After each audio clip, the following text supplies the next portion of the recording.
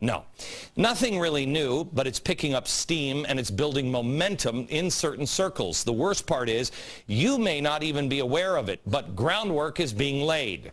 One of the main reasons for these same old tired ideas being revitalized is because those pushing globalism and government control on a global level have mastered the art of hiding it in plain sight and then just dismissing it as a joke. A great example would be this: the United Nations Earth Summit, Agenda 21. Yeah, that kind of sounds like Fahrenheit 451. I don't think that ended well. Agenda 21. They refer to it as sustainable development.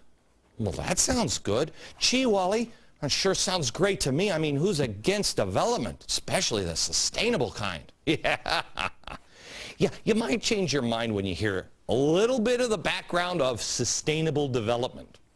Here's how Agenda 21 is defined by the United Nations. A comprehensive plan of action to be taken globally, nationally, and locally by organizations of the United Nations system, governments, and major groups in every area in which humans impact the environment. Wow, that's kind of broad.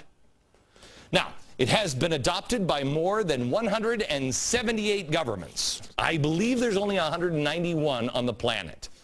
The United Nations had their big conference on the environment and development in Rio back in 1992, and that's when everybody jumped on board. But it sounds harmless. It's only Agenda 21. Yeah, go look this one up, because it's not so harmless. And it really, can I tell you something? You have to dig pretty deep into this thing. I mean, because look at all this. It doesn't get spooky until about here. Just section 1. Social and economic dimensions, which talks about the redistribution of wealth, changing consumption patterns, promoting health, I love this one, change population, and sustainable settlement. That's good.